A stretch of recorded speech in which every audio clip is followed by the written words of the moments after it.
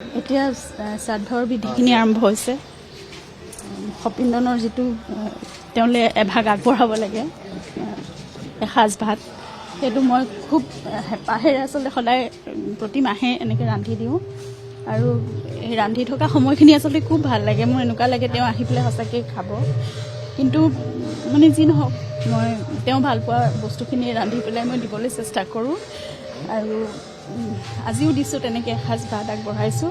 আৰু এইখিনি শ্ৰাদ্ধ বিধিখিনি হ'লে এইপিনে ভাগৱত পাঠ হৈছে, গীতা পাঠ হ'ব, তাৰপিছত নাম প্ৰসংগ হ'ব। আৰু আবেলিলৈ 3টা নেগেৰা নামৰ পাৰ্টি আহিব বিভিন্ন ঠাইৰ পৰা।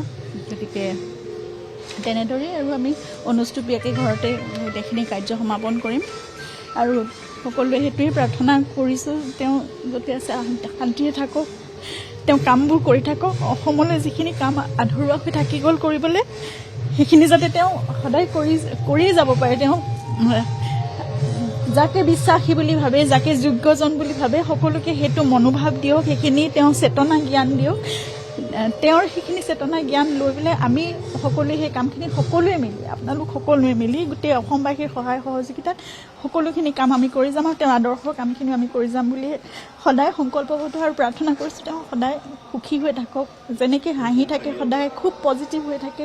সেই পজিটিভিটিখিনি, সেই এনাৰ্জিখিনি সদায় আমাক দি থাকক গোটেই অসমবাসী। আৰু সকলোৱে একতাৰ ভাষা যেনেকৈ তেওঁ কয়, সেই একতাৰে সকলোৱে বান্ধ খাই মিলা প্ৰীতিৰে সকলোৱে অসমখন তেনেকৈ সুন্দৰ হৈ থাকক। তেওঁৰ সপোনৰ অসমখন তেওঁ যেনেদৰে চাব বিচাৰিছিলে, তেনেকৈ তাৰ পৰা চাওক আৰু সুখী হৈ থাকক, সন্তুষ্ট হৈ থাকক, সেইটোৱে কামনা কৰোঁ।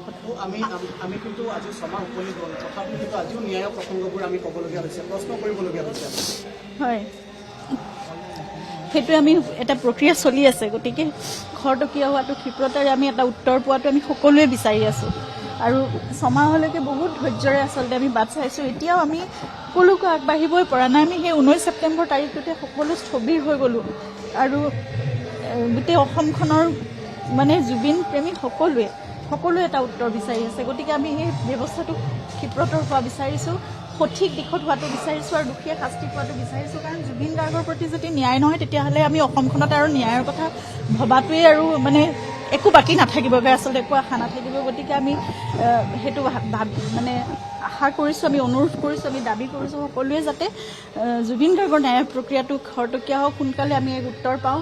আৰু দোষী ইতিমধ্যে সাব্যস্ত হৈছে, সকলোৱে জানে সেই কথাটো, বহুবাৰ ঘোষিতও হৈছে। মাননীয় মুখ্যমন্ত্ৰী ডাঙৰীয়াইও সেই কথা কেবিনেটতো আনকি উল্লেখ কৰিছে। গতিকে এটা হত্যাকাণ্ড নিচিনা এটা শব্দ, জুবিনৰ নিচিনা এজন সত্তাৰ লগত, এজন মানুহৰ লগত জড়িত হৈ পৰিলে যেতিয়া দোষীয়ে শাস্তি পাবই লাগিব। সেই কঠোৰতকৈ কঠোৰতম শাস্তিটো আমি সদায় বিচাৰি আহিছোঁ। আৰু সেই উত্তৰটো সোনকালে আমাক লাগে যে 19 ছেপ্টেম্বৰ তাৰিখটো আচলতে কেনেকৈ, কি হৈছে সেই কথাটোৱে আমি জানি, আৰু সেইটো নজনালৈকে আমি কোনো শান্তি নাপাওঁ। আমি অসমখনত কোনো ধৰণৰ সুস্থিৰতা নাহে।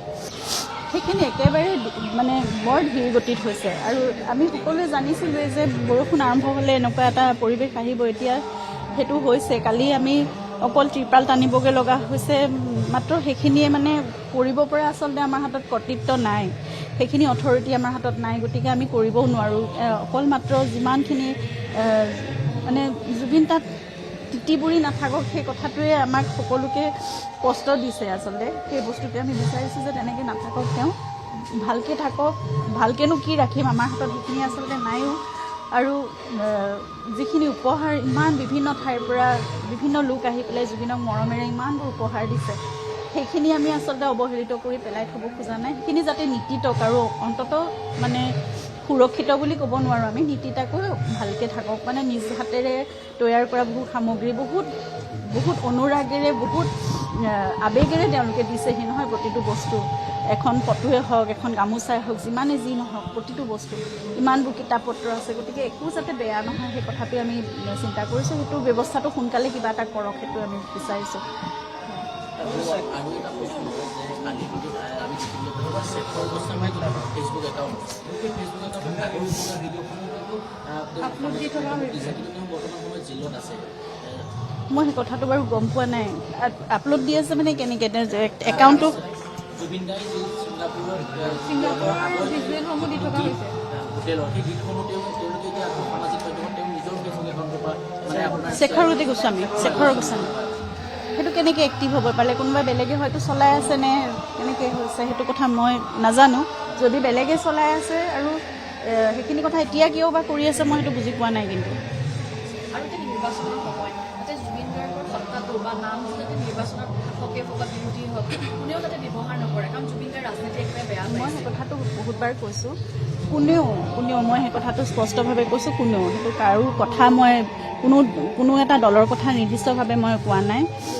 কোনেও যাতে জুবিনক ৰাজনীতিৰ ক্ষেত্ৰলৈ টানি নানে, আৰু সেইটো হ'লে তেওঁ আত্মাই খুব কষ্ট পাব। আমি সকলোৱে জুবিন অনুৰাগীসকল, আমি জুবিন প্ৰেমীসকল, আমি সকলোৱে খুব কষ্ট পাম। কাৰণ জুবিন একেবাৰে অৰাজনৈতিক এজন ব্যক্তি আছিল। তেওঁ কেতিয়াও ৰাজনীতিৰ প্ৰশ্ৰয়ো লোৱা নাছিল, তেওঁ কোনো ধৰণৰ সুবিধাও লোৱা নাছিল বা ৰাজনীতিক কাকো চপা নাছিল। তেওঁ যেতিয়াই যিটো ভাল দেখিছিল সেইটো কৈছিল, সেইটোও প্ৰশংসা কৰিছিল। যেতিয়াই কিবা এটা বেয়া দেখিছিল সেই কথাটোও তেওঁ খোলাখুলিকৈ কৈছিল। গতিকে স্পষ্টবাদী এজন ব্যক্তি, তেওঁ কোনো ৰাজনীতিৰ সৈতে কেতিয়াও জড়িত নাছিল। সেইকাৰণে জুবিনকো ৰাজনীতিৰ মাজলৈ যাতে কেতিয়াও টানি নানে, সেইটোৱে আমি সকলোৱে বিচাৰোঁ। আৰু এটা কথা, মুখ্যমন্ত্ৰী কৈছিল যে যদি জুবিন গাৰ্গক আমি নিৰ্বাচনৰ আগত ওলাই নিওঁ তেনেহ'লে আপোনালোকে ভোট দি দিব আমাক।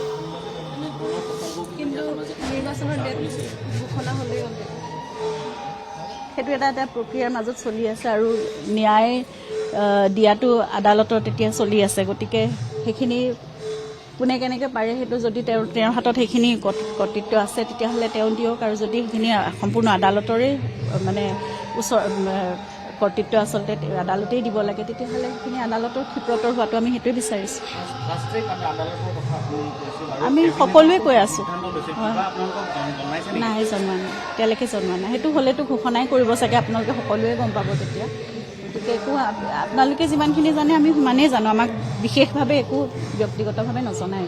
শেহতীয়াকৈ চৰকাৰৰ যিটো গাফিলতি জুবিন ক্ষেত্ৰত, এতিয়া সামাজিক মাধ্যমত এটা মানে চৰ্চা চলিছে যে জুবিনৰ অনুৰাগীয়ে নিজৰ মানে সাহায্যৰে জুবিনৰ জুবিন ক্ষেত্ৰ নিৰ্মাণৰ প্ৰসংগটো চৰ্চা মানে সামাজিক মাধ্যমত চলি আছে যে সকলোৱে অনুদান দিয়ক, সকলোৱে দান বৰঙণিৰে জুবিন ক্ষেত্ৰ নিৰ্মাণ কৰিব বুলি এটা সামাজিক মাধ্যমত চলি আছে।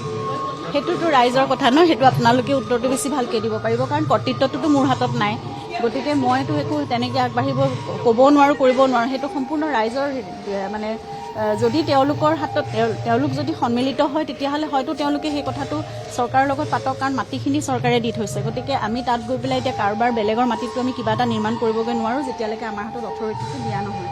গতিকে সেই প্ৰশ্নটো আচলতে মোলৈ আহিব নালাগে, সেইটো আপোনালোকৰ বাবেই এটা প্ৰশ্ন। সেইটো ৰাইজে সন্মিলিত হৈ কিবা যদি কথা পাতে, চৰকাৰৰ লগত কিবা সিদ্ধান্ত লয়, তেতিয়াহ'লে তেওঁলোকে সেয়া তেনেকৈ আগবঢ়াটো হয়তো তেওঁলোকে যদি ভাবিছে সেইটো বেছি ভাল হ'ব তেনেকৈ আগবাঢ়ক। সেইটো আমাৰ পৰিয়ালৰ কোনো কথা নাই তাত আছে। আমি একো সিদ্ধান্ত ল'ব নোৱাৰোঁ তাত। আপোনালোকে যেনেদৰে নোৱাৰে সেয়া কৰ্তৃত্ব আমাৰ হাততো নাই, আমিও সিদ্ধান্ত ল'ব নোৱাৰোঁ।